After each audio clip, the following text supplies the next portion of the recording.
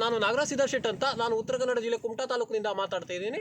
ವಿಷಯ ಏನಂದರೆ, ಈಗಾಗಲೇ ನಾವು ನಾಗರ ಪಂಚಮಿ ಸಮಯದಲ್ಲಿ ನಾವು ಒಂದು 5 ಎಡೆ ಹಾವನ್ನು 7 ಎಡೆ ಹಾವನ್ನು ಮಾಡಿಬಿಟ್ಟು ಆ ನಾಗರ ಪಂಚಮಿ ಸಮಯದಲ್ಲಿ ಹುತ್ತದ ಅದಲ್ಲಿ ಮತ್ತು ಪೂಜೆ ಮಾಡುವಂತಹ ಒಂದು ಗುಡಿಯಲ್ಲಿ ನಾವು ಇದನ್ನು ಎಡೆಯನ್ನು ಇಡ್ತೀವಿ.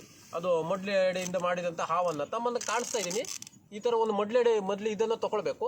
ಅದು ಸೀದಾ ಇದ್ದಂಥ ಒಂದು 5 ಇದನ್ನು ತೊಗೊಳ್ಬೇಕು. ಫಸ್ಟಿಗೆ ತೊಗೊಂಡು ಅದು ಒಂದೊಂದೇ ಆಗಿ ಈ ಥರ ಬಿಡಿಸ್ಬೇಕು. ಒಂದೊಂದು ಇದನ್ನು ಬಿಡಿಸ್ಕೊಂಡು ಇಲ್ಲಿ ತನಕ ಬಿಡಿಸ್ಬೇಕು ಇದನ್ನು, ಮತ್ತು ಈ ಕಡೆಗೂ ಬಿಡಿಸ್ಬೇಕು.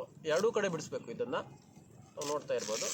ಇದು ಎರಡೂ ಕಡೆ ಬಿಡಿಸಾದ ನಂತರ ಹಿಂಗೆ ತೊಗೊಳ್ಬೇಕು. ಇದನ್ನು ಈ ಕಡೆಯಿಂದ ತೊಗೊಂಡು ನಾವು ನೋಡ್ಬೋದು ಹಿಂಗೆ ಬರಬೇಕು. ಈಗ ಎಣಿಬೇಕು ಅದನ್ನು. ಈಗ ನೋಡಿ ನಮ್ಗೆ ಕಾಣಿಸ್ತಾ ಇದ್ದೀನಿ. ಈ ಥರದಿಂದ ಹಿಂಗೆ ಬಂದು ಹಿಂಗೆ ಎಣಿಬೇಕು.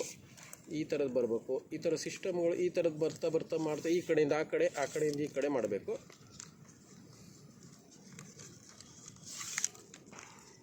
ಹಿಂಗೆ ಮಾಡಬೇಕು.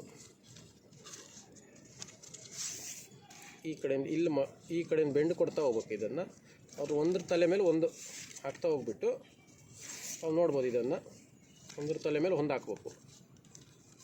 ಕೆಲವೊಂದು ಜನರಿಗೆ ಅದು ಮಾಡೋದಕ್ಕೆ ಸ್ವಲ್ಪ ಕಷ್ಟಕರ ಆಗ್ತದೆ.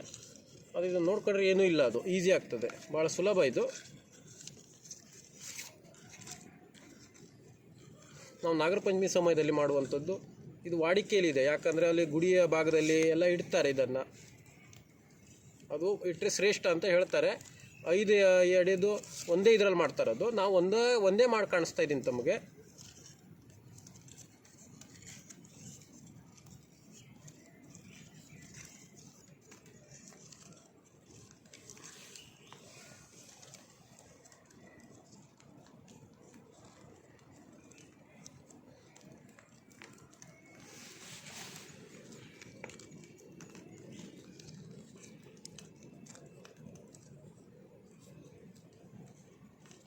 ಈ ಥರ ಮಾಡಿಬಿಟ್ಟು ಇಲ್ಲಿ ಗಂಟು ಹಾಕ್ಬಿಡ್ಬೇಕು. ಲಾಸ್ಟಿಗೆ ಗಂಟು ಹಾಕಿದ್ರೆ ಬಿಡಿಸೋಗಲ್ಲ ಇದು. ಈ ಥರ ಗಂಟು ಹಾಕಿ ಈ ಥರ ಬರ್ತದೆ ನೋಡಿ.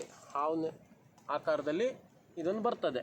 ಇದರಿಂದ 5 ದೊಡ್ಡ ಎಡೆ ಇದ್ದಲ್ಲಿ 5 ಇದರಲ್ಲಿ ಇದೇ ಥರ ಮಾಡಬೇಕಾಗ್ತದೆ. ಇದು ಒಂದು ಇದರಲ್ಲಿ ಬರ್ತದೆ. ಈ ಥರದಲ್ಲಿ 5 ಮಾಡಬೇಕಾಗ್ತದೆ.